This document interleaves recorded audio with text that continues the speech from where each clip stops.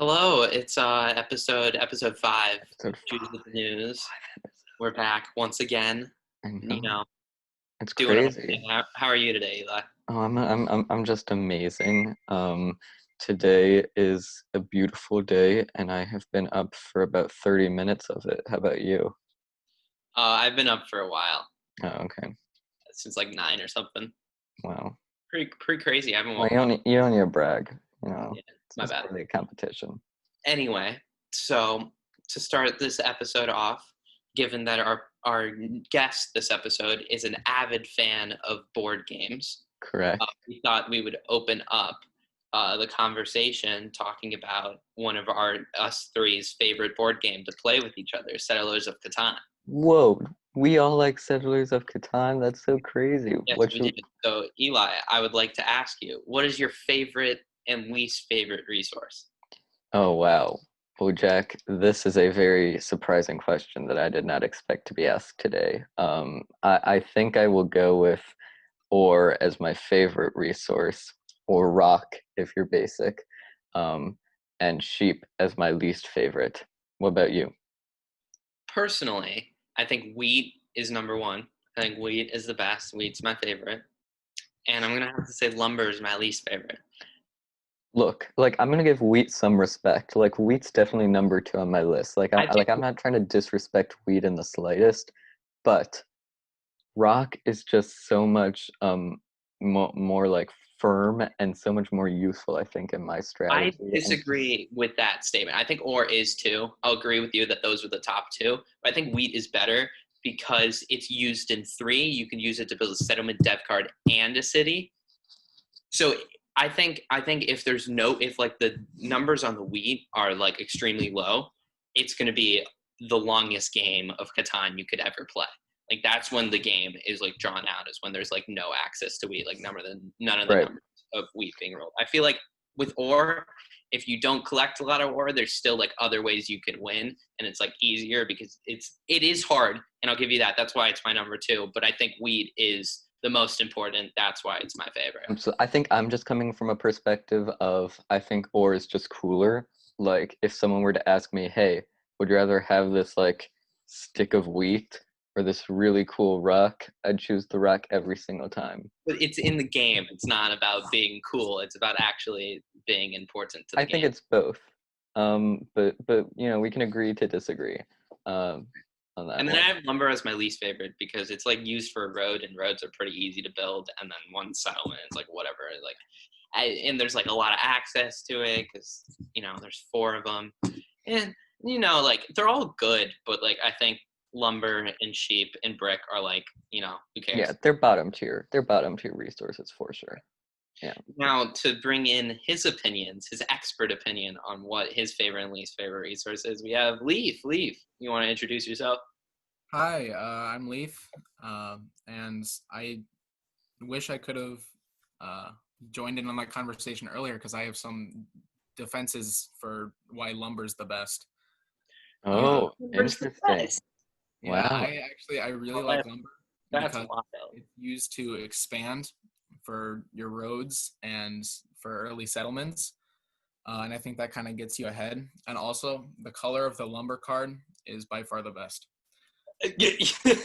Okay, like I agree Just with everything you said up until the color, because the color of ore, like that, like Or it's just like a solid gray. There's nothing exciting it's not about it. solid. It's like gray with like specks of white interlocked with it. It's so Yeah. cool. I'm But obsessed. lumber I has think it's easier. I think it's easy to win without any access to lumber, but it's hard to win without any access to wheat. well, except if you go along the path that you need roads to make new cities. Because for lumber, you have to have lumber in order to build roads. Right, but And roads lumber's are also the easiest to get because it's like, the most collectible resources because there's four tiles. So it's easier to trade for. yeah, but I think it's just the coolest because you have to have it. So Right. Alright. Fair, fair. We do have another question before we move on to our first segment, and that is, do you think that a hot dog is a sandwich? Don't give a reason, just yes or no. no. Interesting. All right, Jack, would you like to introduce the first segment? Well, I guess so. Me and Eli actually talked about this recently, and we wanted to open the question up to Leif as well, because we both were like wondering, like, would we, like, if there were two of us, would we be friends with ourselves? Like, if there was another Leif, would you be friends with that Leif? I think, yeah, probably. Not for like any other reason, but for the fact that I would like, uh, bond with myself well because I like, me. Uh, so I think that I would like, I think I'd be pretty good friends with myself because I tend to, look for qualities in other people that are similar to my own as friends, I guess. Eli? Yeah, this one's tough. I think I'm gonna say yes. I like myself. I think I have enough self-love to say that I like myself. Um, would I be friends with myself? We talked about this earlier. I think yes, to an extent. I don't know how much I would like open up with myself, and I don't know how much I would necessarily want to like be friends with myself at first, like if I'd find myself annoying and then warm up to myself. So I think over time I'd build a strong relationship. But yeah, probably it'd be a rocky start. What about you? I think I'm gonna be the opposite of you guys. Don't get me wrong. I like myself. I like who I am as a person and all that jazz. But I don't think I would be friends with myself for the sole reason that I would just argue with myself so much that it just gets so annoying. I'm like incredibly stubborn, and I feel like me and another person having a very stubborn argument, nothing would ever get done, and then I just like hate the person. So like, you know, sorry me, but I don't think I would be friends with myself. I Uh, think that there's another way you can look at it too. Is like if you're you, then you're the exact same. So you're super super similar to yourself, and I feel like that might get annoying after a while because like in a friend group you want unique people, and if there's two of one person, it doesn't help anything. So I think that like I kind of want to revise my answers to yeah I'd be acquaintances with myself, but I don't know how much I'd be friends with myself. Hmm, fair answer. Yeah. Fair answer. All right. Well, going off that track, I think that something that a lot of friends have in common is that they're all kind of similarly opinionated. I think that's what kind of combines friend groups. And so, um, to kind of see as a test if we'd be such close friends, I think we should ask a few questions about just general opinions on various things throughout the world. So the first thing we're going to talk about is coffee. So, Leaf, Jack, do you like it? Do you not like it? Do you like people who drink coffee? Do you not like people who drink coffee? Do you think they're bougie? Do you think they're just, tired? What are your thoughts? I like people who drink coffee and I like coffee myself, but I think it becomes an issue when you have to drink it every day to function. Like uh I love the taste of coffee and I will get it like maybe once or twice a week. Like if I'm like maybe if just like from Starbucks or something. But like it's not a thing that rules my life. Like I don't have to wake up every morning and drink it to, be a human. So I don't know. I I think that's how I stand on it. It's pretty decent. What about you, Jack? I think me personally, the drink itself, I enjoy.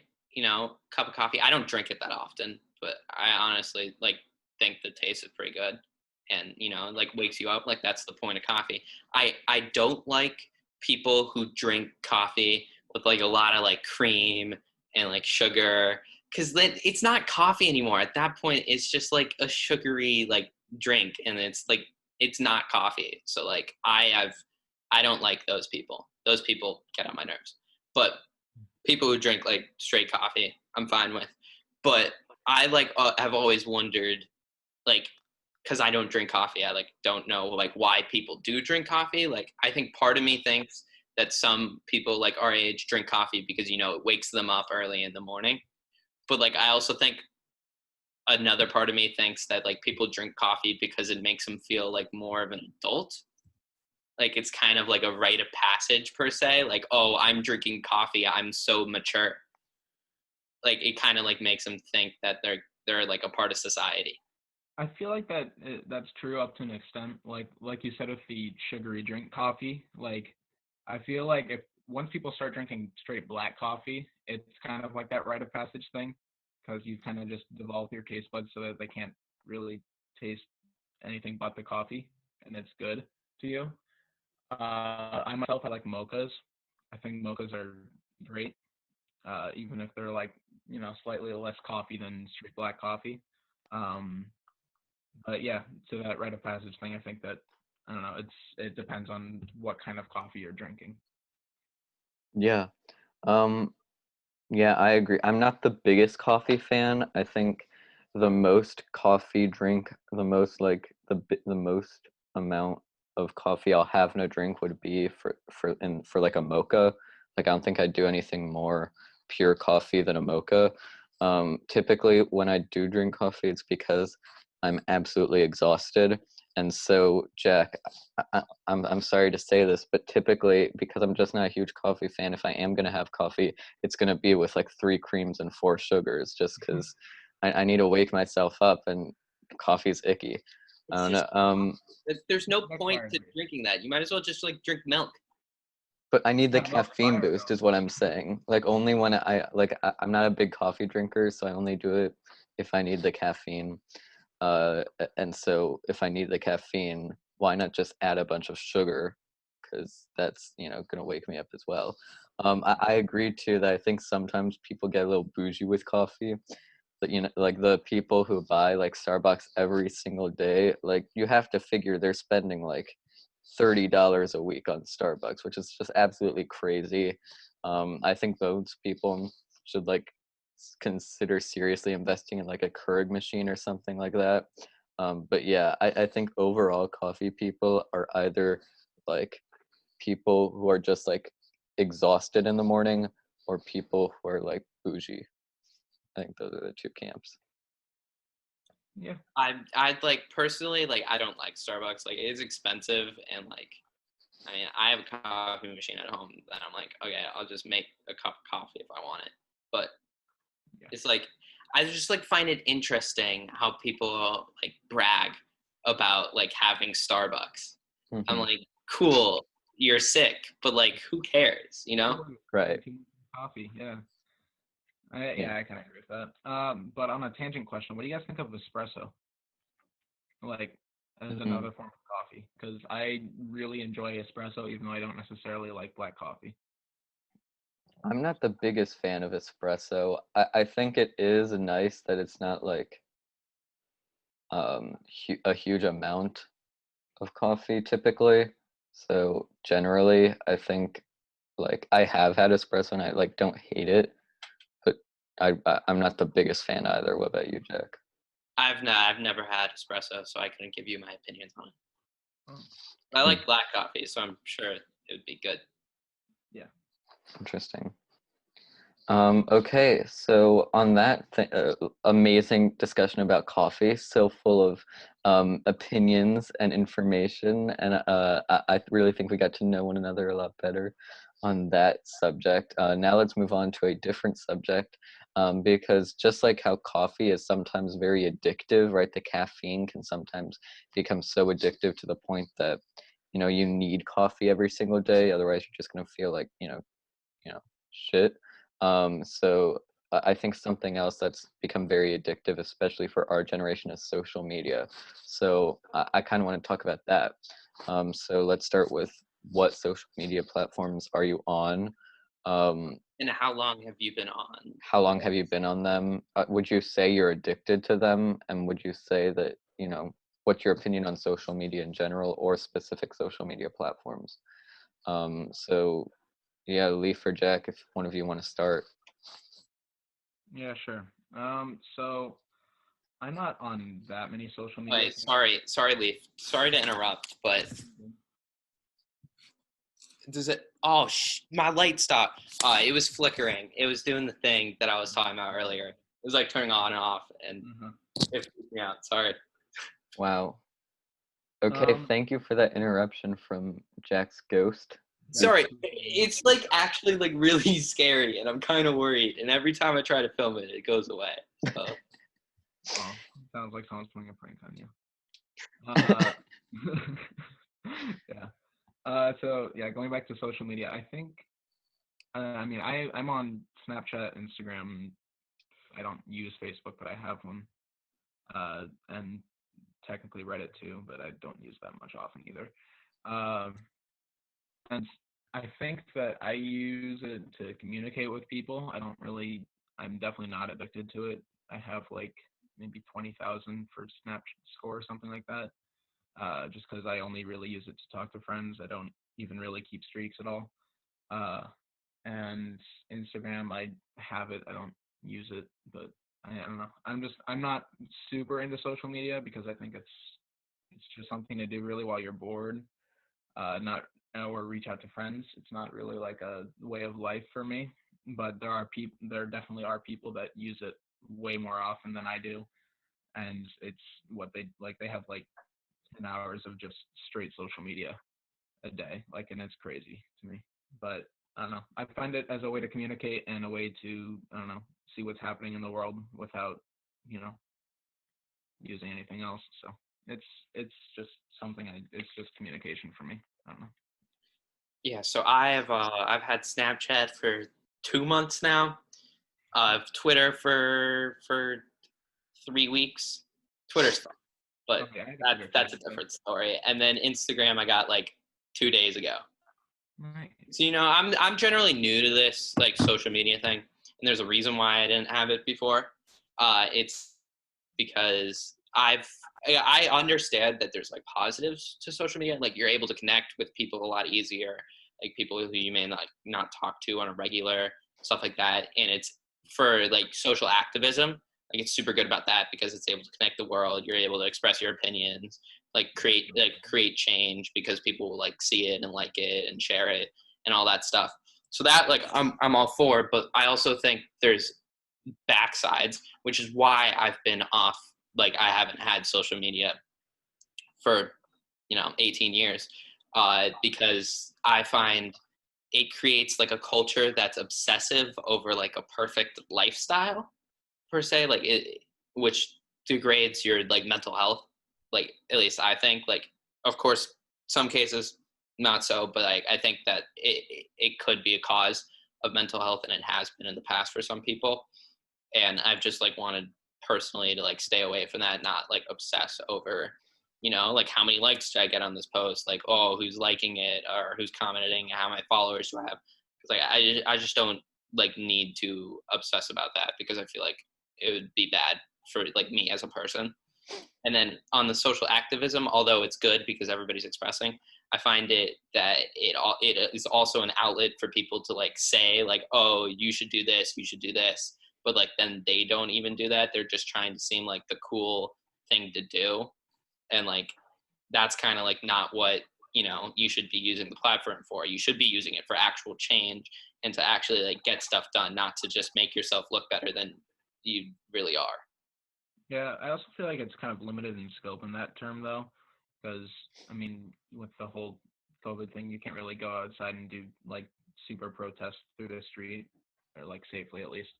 But I feel like it's sort of limited in how much you can really change on a platform like Instagram, because people can post like uh, different movements and stuff that they're a part of.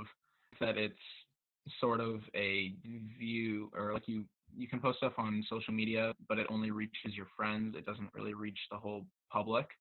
And in order to reach the whole public, you have to do stuff in person. Is my view on that. So. Yeah. I have had Snapchat for 4 years. I've had Twitter for a year and a half, and I had Instagram for about 4 years. I deleted it earlier this summer because I found that I was like getting like addicted. Not even addicted, just like I deleted the app, and then I would just like subconsciously open up the app that was where Instagram used to be on my phone. So I think it's definitely very addictive. Not really even because there's a lot of interesting things on social media, just because kind of like what Leaf said, when you get bored, it's something to do. And so if you have a day where you're just really bored, you find yourself constantly on social media. I don't use Snapchat regularly. I think I have 2 streaks right now, and I use it for communication as well, mostly. Uh, I think that uh, performative activism, just kind of what Jack was talking about, like saying like, "Oh, I support this," and not actually doing anything, like, isn't like a horrible thing to do, but also I think it allows for people to feel like they are like constantly in the right. Like if you're constantly posting stuff on social media without actually backing it up with anything, then you're not actually working towards any real change. But like it still gives people the confidence to say like, oh no, I fight racism because I post something on my story every once in a while, or even like every day. And like that's, like that's great in helping raise awareness, but there's only so much that can do before you actually have to ask yourself like, okay, what else is there to do? And I feel like people aren't asking that question because they feel safe and secure. They feel like they can do enough just by posting things on their story. And so I think that leads to some dangerous things down the road, because people aren't going to be as aware of what's going on or feel the need to keep learning and keep reassessing what their reactions are. Yeah. Yeah, I also the other thing that I wanted to touch upon is like the cancel culture. Bad, for societal reasons, because like it becomes an outlet for people to just say like, oh, you should get canceled for saying something that like that person doesn't agree with. Like I think like yes, if you say something bad that's like racist or anti-Semitic or something like that, like yes, like you should get in trouble and there should be consequences. But if you're just expressing your opinions without saying anything bad and somebody's attacking you because they don't agree with you, like I think that's obnoxious. And I think people are entitled to their own opinions, whether you think so or not.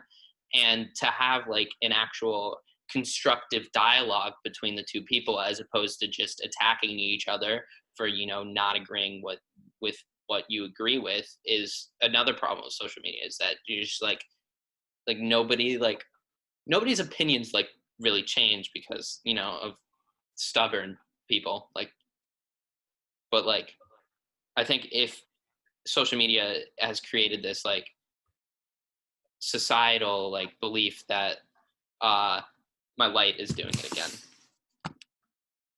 it's actually happening. So Oh, what's your ghost name again? Oh, it's Steve. Steve the Ghost. Steve the Ghost. Steve the Ghost. Repping the Ghost. I guess Steve isn't that shy anymore. I guess not. I caught him in that. You caught But him. I think I forgot what I was saying, but whatever I said, it was good. I thought so too. Everything you said about cancel culture was very articulate. You use big words, which I'm impressed by. Yeah. Do you have anything else to say on the topic of social media, Leaf, Jack? Any last words on social media? Good, bad, addictive, non-addictive? I'm not saying that like people should not use social media because I think it can be for good. I just think that just be wary of how much you're using it and what you're using it for. Right. It's a great place to interact with people, to connect with people. It's also a place for potential um, harm. A lot of racism and sexism and homophobia going on kind of in the subsurfaces of social media. So, you know, as a whole, you just kind of need to be careful, I think, is what we're trying to say. What about you, Leaf? yeah, I agree with that. I think that social media is great in doses. It's good for reaching out with your friends, but it's also it is first and foremost a platform for opinions, and yeah, and opinions are different for different people. I mean, it's really just up to the user on how they want to use it, but it, like you said, it can be addictive and it can be dangerous too. So it's great in doses, and it's Yeah. All right. Well, this has been Jews with the News, episode 5. Thank you, Leif, for coming on this episode. Thank you, Leif, so much. We want to shout out Daniel Zhang again because he helps us edit our videos. Leif, what? The legend himself, The DJ. legend himself. Leif, thank you so much for being on this call. We really appreciate it. We hope you'll come back again. I would love to. Yeah. All right. Yeah.